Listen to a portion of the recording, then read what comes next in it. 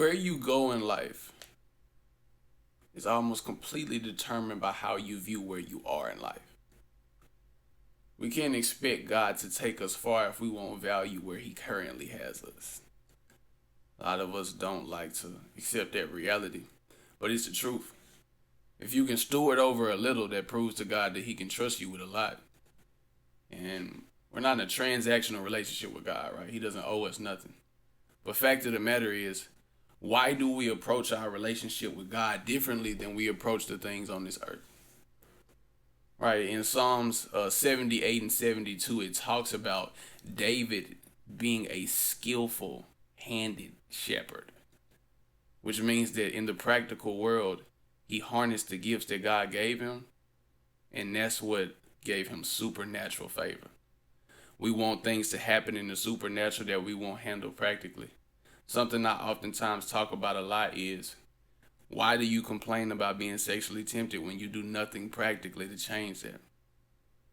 I used to struggle with lust really bad, right? Everything in between. Was never a big adult film guy, but doing the real act, absolutely. So much so that I later discovered that I was demonically possessed. But that's neither here nor there. But even after deliverance, I struggled. And the reason being is because I wasn't tending to the practical habits that God called me. Go work out. That was my thing, right? My thing was going to the gym.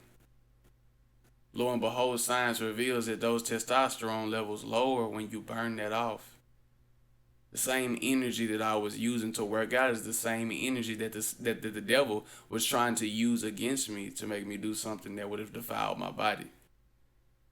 Remember, God said that no temptation has overtaken you that is not common to man.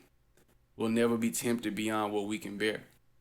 Which means that if you're being tempted, there's also a way out of it. It says it, that He will always provide the way of escape. My way of escaping lust was working out and reading my Bible. When I'm not in the gym, I don't feel right. I don't feel like the same person. I'm not as patient. I'm too aggressive. That's a practical habit that translates to my spiritual life. It's real.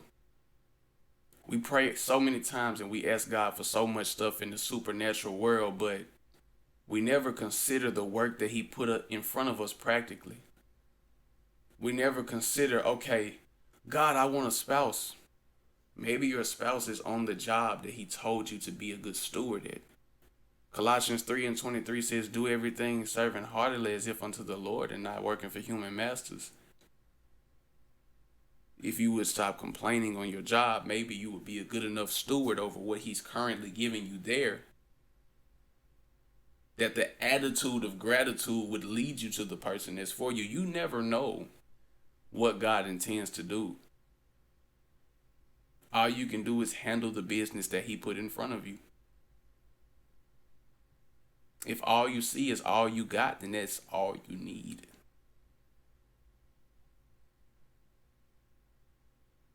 That's just how God works. We want the big ooh and ah type of breakthrough, but that don't come without doing the groundwork that nobody can see.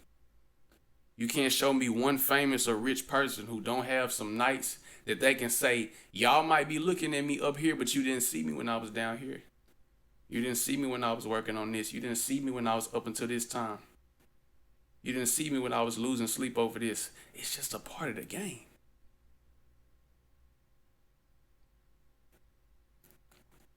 You got to keep yourself pure. You got to say no to the wrong things. Jesus spent 33 years without sin so that He could complete a task that none of us could. Don't you think He had to say no a lot? Matter of fact, hear me when I say this. He had to say no to us so that God could say yes to us. He had to say no to premarital sex. He had to say no to marriage. He had to say no to getting drunk. He had to say no to all the things that we consider a part of being young and turned. Newsflash, Jesus didn't even reach old age. So while we talking about being young in turn, you only get to be young once. You only get one life and you only get one chance to please God. Be a good steward over your young years. Because as much as we would love to all live to 100 years old, tomorrow is not promised. If today was my last day on earth, I want people to be able to say, he didn't leave no food on the table. That's just me. I would like to think that y'all would feel the same. And if you don't, maybe it's time to start seeking God for what your purpose is. Or maybe your purpose is already right in front of you and you just won't steward over it. But it's not too late. Be the person that God calls you to be. You never know who's dependent on you to be that person. That's heavy.